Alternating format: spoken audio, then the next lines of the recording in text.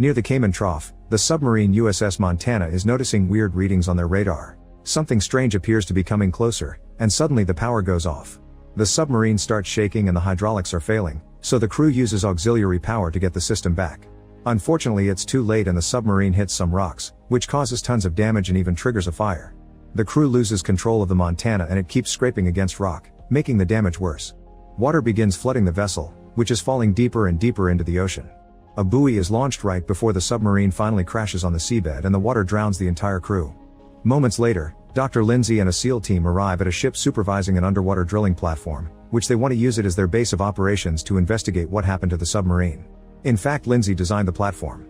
Currently many of the workers are handling some submersibles, so the boss calls them in to inform them of the situation. The platform owners have agreed to help the government because they're close to the sinking spot, so the workers' new task is to search the submarine for any survivors. At first the team is skeptical, but they quickly agree when they hear of a big bonus pay. Foreman Virgil still protests because he thinks the team isn't qualified, but the boss assures him the SEAL team will come along for extra protection. While the team gets ready to start the search, a storm arrives in the area. Lindsay calls Virgil to complain about the situation, but he ignores her. It turns out they used to be married and don't get along. Claiming she knows the systems better than anyone, Lindsay decides she'll join the mission and pilots the submersible, bringing down the Navy SEALs into the underwater platform. Once they get inside, a moment is taken to depressurize and Lindsay tells the men to be careful because 1 in every 20 people can't handle it without going crazy. Coffee is dismissive, but once they get inside, he hides a shaking hand. Then Lindsay begins to inspect every corner of the platform, pointing out anything that needs care. Virgil follows her around, wondering if she came for him only to end up arguing some more. The frustration makes him throw his wedding ring in the toilet, however he immediately regrets it and puts it back on. Afterward both teams gather to discuss the plan while looking over the maps. The oil workers like to joke around and Coffee snaps at them, reminding them he's in charge. Another SEAL named Monk shows them the latest underwater breathing technology. He grabs Hibby's pet rat and drops him into a small tub of fluid. After a few seconds of anxiety, the rat can breathe normally. Eventually the divers finally descend to start searching the submarine. After making sure the area is safe, they launch the ROF or remotely operated vehicle, which is controlled by Hippie. They also scan for radiation and don't find anything, meaning the submarine's warhead is intact. The divers enter the submarine and start searching for survivors, finding nothing but broken things at first. The hatch at the end of the corridor is stuck, so they work together to open it, and a body floats out. When the oil workers freak out, Coffee has to remind them this was expected and urges them to keep moving. The group keeps searching the submarine, finding more and more bodies along the way. Coffee decides to split the team in two to cover more ground and they agree to head back in 14 minutes.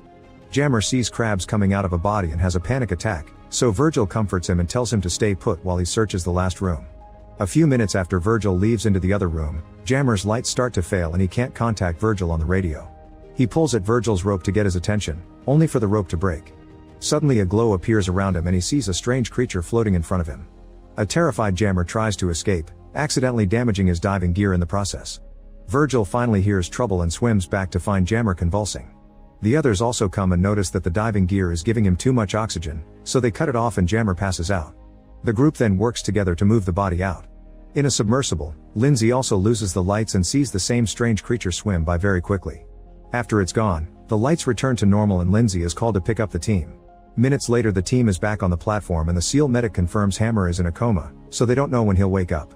Since there's nothing on the cameras, Virgil thinks that whatever Hammer saw was a hallucination caused by the oxygen issue, but Lindsay swears she saw something too. Coffee reports to his boss, who tells the SEAL team to recover the warhead in secret. Meanwhile the oil workers watch the news and learn the Russians are being blamed for the sunk submarine. At that moment the oil workers discover that Coffee and his men are leaving in one of the submersibles without permission, ignoring Virgil when he yells at them about the potential dangers. On the surface, the storm gets worse and it's discovered there's a hurricane coming. The oil workers in the ship want to evacuate, but they can't do it while the SEALs are out there exploring. In the submarine, Coffee and his men are carefully going through the different steps to free the warhead. As soon as they're done they bring it into the underwater platform, and Lisa goes out in a submersible to secure the rig because the storm is causing the whole structure to shake too much. It's taking her a few tries, and in the ship the workers notices the rig is swinging out of position. Underwater, the rig begins sliding on the seabed, pushing Lisa's submersible out of the way. Virgil tries calling the people above but the worker in the crane can't get any messages. Suddenly the rig gets stuck and the crane swings again, breaking through the glass before it breaks and collapses. As the crane sinks into the ocean with the worker in it, Virgil's team is warned about it so they can run to safety. Part of the crane hits Lisa's submersible, but she manages to move away before it can cause damage. The crane lands next to the underwater platform and for a second everyone is relieved, but then it continues to slide and falls over a trench. Since it's still connected, the platform gets dragged as well. The electrical connections begin to spark inside and start a fire while everyone tries to hide, only to learn the drill room is flooding. Soon more sparks trigger even more fires and a hatch door blows up, hitting and hurting Monk. Lindsay puts on a mask to go down and fight the flames with an extinguisher. Hippie runs to the drill room with his rat protected in a bag, closing the door to seal the room.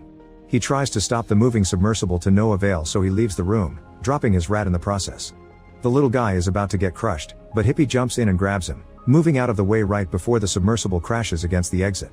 Then it falls back into the pool, crushing a man underwater. At that moment the platform stops on the edge of the trench in a very flimsy position. A huge amount of water bursts in and a few workers try to run away, however the doors automatically close and cause the workers to drown inside. Virgil rushes to another door that is also closing, but it's too late and more of his friends die in the flood. The water comes for him next, so he runs to the following door and puts his fingers in before it closes. This room is about to get fully flooded as well, but luckily 2 workers arrive and push the door open. Then Virgil and his friends run into the following room, closing the door behind them before the water can follow them. Afterward the few survivors gather in the main area. The SEALs take care of Monk's wounds while the oil workers try to use the radio, but it isn't working. Lindsay checks the generator and explains there isn't enough energy for the heaters, so in a few hours the platform will become a fridge. They have around 12 hours of oxygen left, and since the storm is probably going to last longer than that, the chances of rescue are low. Remembering there are some oxygen tanks in the wrecked module, Lindsay suits up and heads out to find them, with Hippie sending the ROF behind her. Eventually she finds the tanks near the edge of the trench. As she works on getting them out of the module, the connection starts failing and Hippie loses contact with the ROF. Lindsay loses the lights again and suddenly the strange creature appears near her. She watches in as the little creature floats away, only to bring out a big glowing thing. This time Lindsay gets to touch it before it swims away. She grabs the ROF's camera and takes pictures as the little creature follows the big one out. When she returns to the platform, everyone takes a look at the picture, which is a pink blur. Lindsay tells them the creature is definitely not human, but it's intelligent, possible even alien. Most of the workers get excited, but Virgil scolds her, saying she's creating hysteria over something that may not be real. In the meantime, the SEALs are working on the warhead, which is seen by Hippie when he uses ROF to spy on them. He immediately informs Virgil and Lindsay, who furiously runs to the SEALs' room and hits the door with an extinguisher until they open it. She begins yelling at the soldiers for bringing this in without informing the oil company, and a man grabs her to shut her up. However, Virgil calls his team and everyone rushes in to help her. After the oil workers are gone, Coffee reveals he has a gun and says they can't trust anyone, showing signs of growing delirium. Afterward, Lindsay discusses with Hippie the possibility of sending the ROF out to find proof of the creature, hoping to prove it's not the Russians attacking. This is overheard by Coffee on the security cameras and gives him an idea. Then everyone decides to rest for the night, unaware something is getting inside through the pool. The mysterious creature begins sneaking around, opening doors as it checks on each human. At that moment the oil workers wake up and see the creature, which is serpent-like and made of water. It comes as close as possible and begins copying Lindsay's facial expressions to then do Virgil's face. When Lindsay touches it, her finger goes through and picks a drop, which she tastes to confirm is seawater. Next the creature rushes to check on the warhead, and this time the SEALs see it too. Coffee closes a door and cuts the creature in two, with the end half falling into the poodle while the main bodies goes back into the pool to leave. Afterward the group discusses what they saw, and Lindsay theorizes the creature can control water and made the serpent, which Hippie thinks was the alien's version of a ROF. While Coffee listens to all this, he uses a knife under the table to deal with his anxiety. Suddenly he runs out of the room and his friend follows him, only to find him putting together his weapon. Coffee grabs him as he says they must protect the world from an alien attack and gives him the gun. Moments later Hippie discovers a soldier attaching the warhead to one of the ROFs to send it after the creature. When he tries to step back, an armed Coffee blocks him and drags him back to the main room. Coffee and his partner keep the oil workers at bay by pointing their guns at them. Then Coffee brings Monk out of the infirmary while Hippie tells the others about the warhead and the ROF. Lindsay tries to make Coffee see reason, but he responds by pushing her against the wall and covering her mouth with tape. Next the SEALs lock the oil workers up in the infirmary while Monk protests against Coffee's absurd plan, but he's ignored. After Coffee heads off, Jammer wakes up and brings the SEAL guard down before freeing his friends. However, when they try to go after Coffee, they discover he's jammed the door leading to the pool.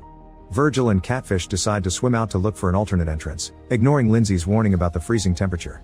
The duo quickly finds another hatch and gets in, but the following door is stuck and they can't open it. Catfish is out of air and needs some time to recover, so Virgil continues to swim alone. This time Virgil manages to get back inside by entering through the pool, noticing Coffee very slowly handling the ROF's chain.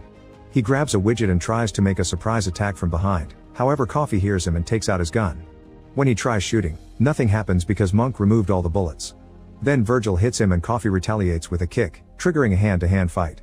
Coffee has a knife and attempts to stab a few times before Virgil hits him again, causing them to fall in the water. The men fight for the knife and Virgil bites Coffee to escape his hold, so Coffee pounds him on the wall a few times before he starts choking him with some cables. At that moment Catfish appears and punches Coffee, who decides to jump inside a submersible with the ROF and the warhead attached. As it goes down the pool, Virgil and Catfish jump on top of it but fail to open the hatch, so they get off to avoid drowning. Next Catfish opens the door from the inside to let the others in and uses Monk's gun to shoot into the water to no avail. Virgil suits up and dives into the pool, managing to grab onto Coffee's submersible at the last second. He takes some rope from the toolbox and ties it to the ROF right as Coffee releases it. Swimming back to the platform, Virgil ties the other end of the rope to it, so Coffee tries coming after him with a mechanical arm. Instead he crashes the submersible against the platform while Virgil swims to hide. A chase ensues until Lindsay appears in another submersible and crashes against Coffee's, making it catch on fire. While he's busy using the extinguisher to put the flames out, Virgil gets inside Lindsay's submersible. The ROF is still pulling and the rope comes loose from the platform, so the couple tries to grab it. At that moment Coffee hits them with his submersible and they lose the rope, so the ROF floats away into the trench. Next Coffee begins crashing against Lindsay's submersible over and over with his own, so Lindsay hits some rocks on purpose to make them fall on top of Coffee's vehicle. This allows her to approach it from the side and drag it through the seabed until she finally pushes it over the edge of the trench. Coffee gives them a final crazy look before his submersible falls, dying when the glass breaks under the deep pressure. The fight has caused severe damage to Lindsay's submersible too, and now water is getting in. Soon a short circuit happens and leaves the submersible with no power or radio. The couple starts arguing over the diving suit, thinking the other should get to swim out. Lindsay points out that Virgil is a better swimmer, so she should carry her out. She'll pass out under hypothermia but he'll be fast enough to revive her in minutes. Seeing no other choice, Virgil agrees with a kiss before putting on his helmet. Lindsay panics before going underwater, immediately passing out. Virgil cries out before he starts swimming, using the suit's radio to tell the others to get emergency kit ready. As soon as he makes it through the pool, the entire team surrounds Lindsay's body and starts working on waking her up.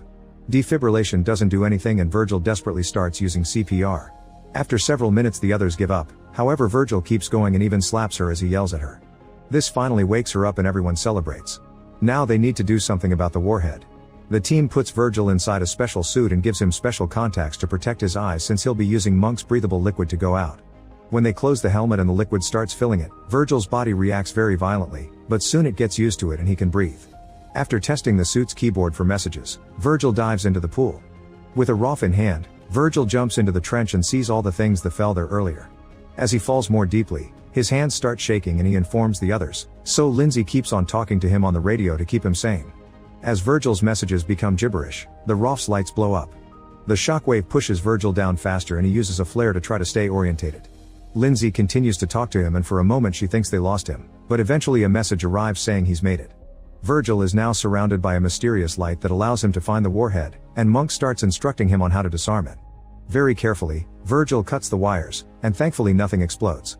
The team celebrates until they receive bad news. Virgil only has 5 minutes of oxygen left, and the trip back would take him 30. Lindsay freaks out and tells him to try anyway, but Virgil admits he knew this would happen and says he loves her. Minutes pass and Virgil waits for the end, but at that moment the light comes closer and the creature appears in front of him.